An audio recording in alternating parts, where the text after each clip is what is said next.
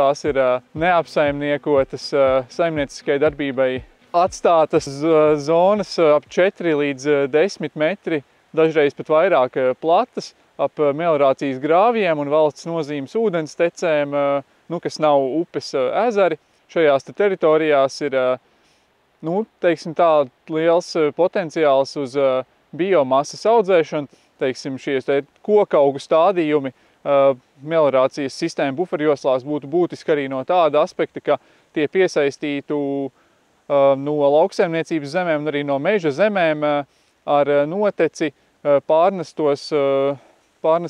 barības vielas, tad saistot tos biomasā. Tādā veidā mēs nodrošinātu arī tīrāku ūdeni,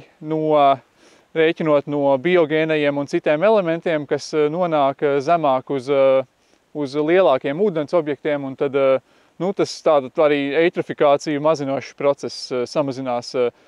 ūdens objektu aizaugšana. Šos kokaugu stādījumus buferjoslās teorētiski tos būtu jāapsaimnieko līdzīgi, kā mēs apsaimniekojam klasiskas mežaudzes. Tas ir, teiksim, iegūstot no tām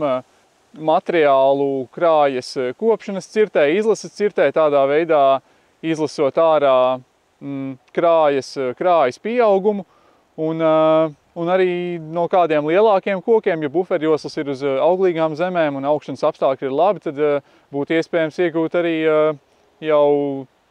kādus arī augstvērtīgākus produktus. Jā, konkrēti šajā grāvī mēs gar malām redzam, ka aug kārkli, baltalkšņi, bet atkarībā no augšanas apstākļiem tas var būt arī citas dažādas sugas, tur bērzi, egles, kārkli, blīgznes. Tas, ko mēs šeit šī projekta ietvaros esam darījuši, mēs 45 parauglaukumos izmērījām šīs buferjoslas, izvietojām parauglaukumus, izreikinājām kopējo biomasu, kas šajās buferjoslās mūsu parauglaukumos aug. Pēc tam šie visi parauglaukumi tika nolidoti arī ar gaisa lāzerskeneri, izmantojot dronu. Tādā veidā mēs iegūstam augstas precizitātes punktu mākoņus un virsmas un veģetācijas modeļus, ar kuru palīdzību tad pēc tam arī veicam šo attālināto koku augstumā un koku biomasas novērtēšanu. Un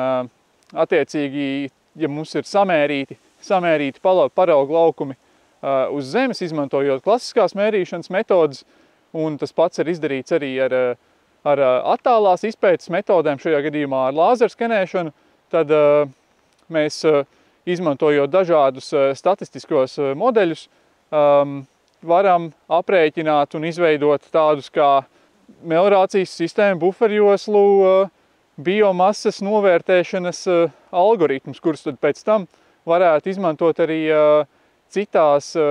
teritorijās, lai tad bez mērīšanas uz zemes novērtētu, kāda mums šeit aug koki, kāds ir to stāvoklis, kāda ir augšanas apstākļi kopumā, un arī novērtēt biomasu un tādā veidā iegūstot apmēram kādu priekšstatu par to, kāds ir šo buferjoslu kokaugu stādījumu efekts, kāda ir to ietekme uz klimata pārmaiņu mazināšanas mērķiem arī. Šajā pašā kontekstā ar buferjoslu kokaugu stādījumiem ir arī tāds apsaimniekošanas paņēmiens kā agromežsaimniecība, kur lauksaimniecības zeme, zālaugi un citi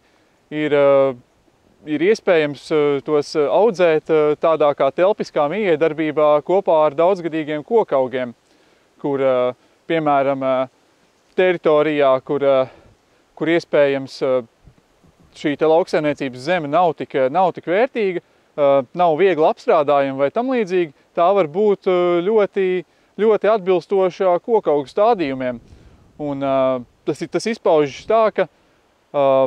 ir, teiksim, ganības vai kāds daudzgadīgs zālājs, un pastarpināti tajā ir vai nu stādīti vai dabiski ieauguši kokaugi. Un tas tādā veidā palīdz gan ar šo te lauksaimniecības zemes noēnojumu, kas var būt ļoti, ļoti vērtīgs, teiksim, mājlopiem. Agromežsaimniecības apsaimniekošanas pieeja plašos līdzenos laukos var būt arī ļoti noderīga tādā ziņā, ka aiztur spēcīgas vēja brāzmas,